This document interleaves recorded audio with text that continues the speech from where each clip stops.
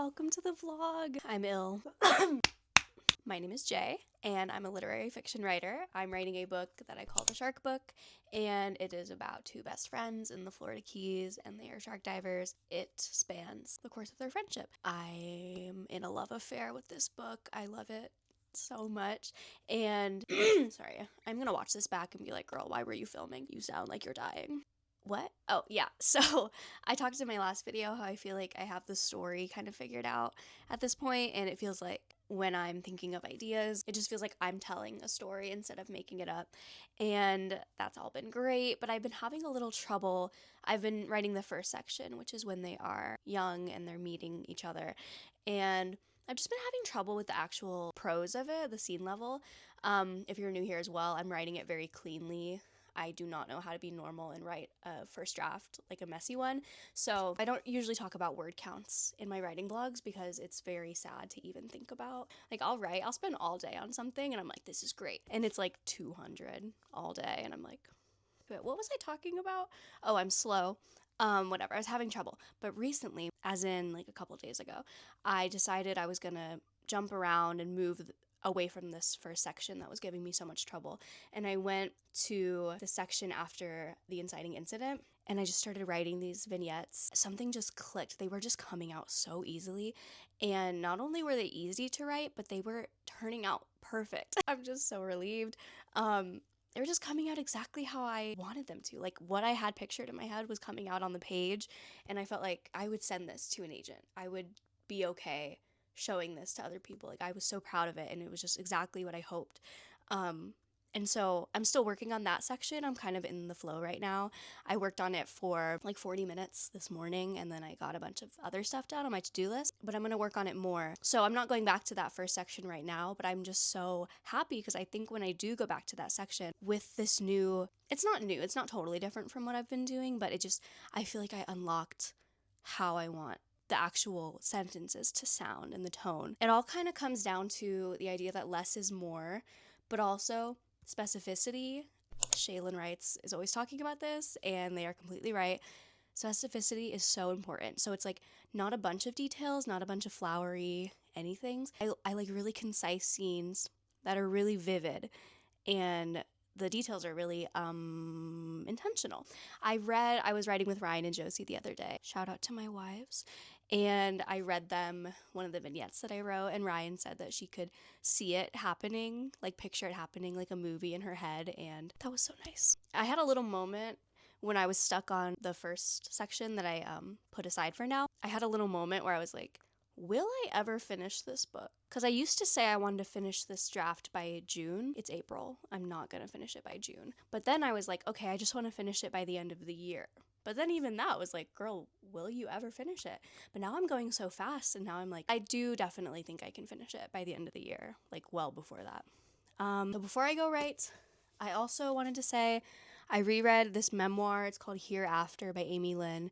It is about Amy's first husband, Curtis, who passed away very unexpectedly. It is one of the most beautiful books I've ever read, and it's written in vignettes as well. If you watch my videos, vignette is my favorite word. I'm always talking about a vignette.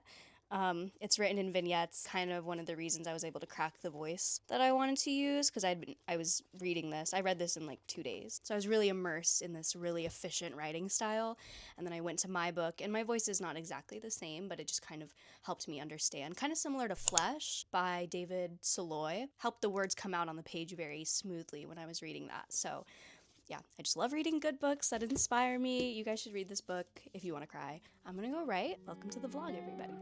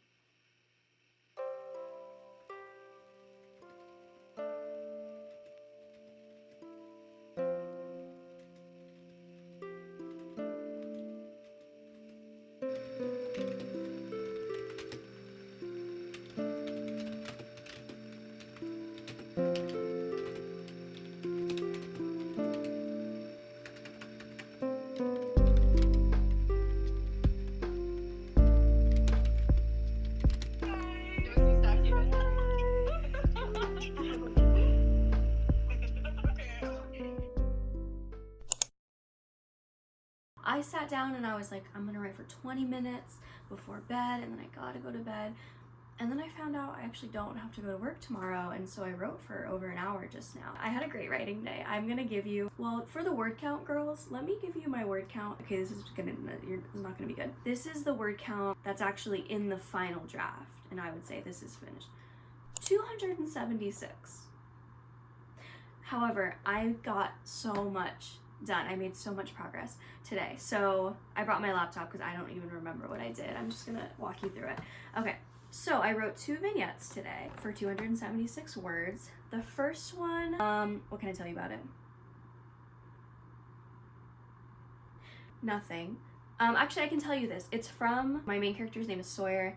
His best friend is also a very prominent character in this book, and most of the book is in Sawyer's perspective. Some of it is in his best friend's. And it's just fun because I feel like Sawyer's perception of his best friend is a certain way, obviously, and it's just been fun to get into his best friend's head and just reveal the ways that Sawyer doesn't know him. I'm just putting in lines here and there that are going to be surprising to the reader, like surprising that the best friend thinks this way, and therefore give the impression that Sawyer doesn't know every single thing about his friend, even though they're really, really close. The second vignette is really short, but it's a reveal. There's something that happens at the end of the last section, and it's a really big event, but it happens off page. And this little vignette I did was a very subtle way to reveal part of what happened, and it's, I feel like, really good. If I read this, I'd be like, oh. So yeah, I feel really good about the vignettes I did. They're short, but they're great. They're so good. And then what else did I do? Oh, so I have 4, I think now, finished vignettes in that section, and I realized there was a big plot hole. Not a big plot hole, but just a plot hole, and I felt so good about the vignettes. Like, I was like, every sentence is perfect, I'm amazing. But then this plot hole showed up, and at first I was really overwhelmed when I realized it, and I was like, okay, I'll fix it tomorrow. And then I started like wrapping up and being like, I'm going to bed. And then I just started trying to fix it, and I was able to go through and fix the vignettes. So they're still all finished now, but I fixed them, so that was productive, but it didn't really add to the word count. I thought of, okay, so there was another plot hole, or not a plot hole, but just something where it's like, just kind of an elephant in the room sort of thing, and it just feels like something a beta reader would ask.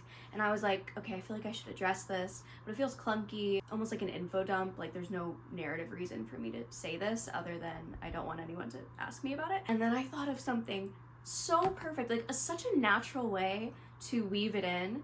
And not only that, but it's in the best friend's perspective, and it just gives you an insight into how he's feeling about the friendship at this point, because we know all about what Sawyer is thinking. We know too much about what Sawyer is thinking, and it just perfectly gave a little insight into how his best friend is feeling. So that was really fun. I think I'm gonna write that vignette tomorrow. It's pretty much done. It's probably gonna be like 100 words, but just know I had a great time. It's going well. Yeah, I'm just waiting for the moment of terror and realizing, oh no, I'm bad at writing.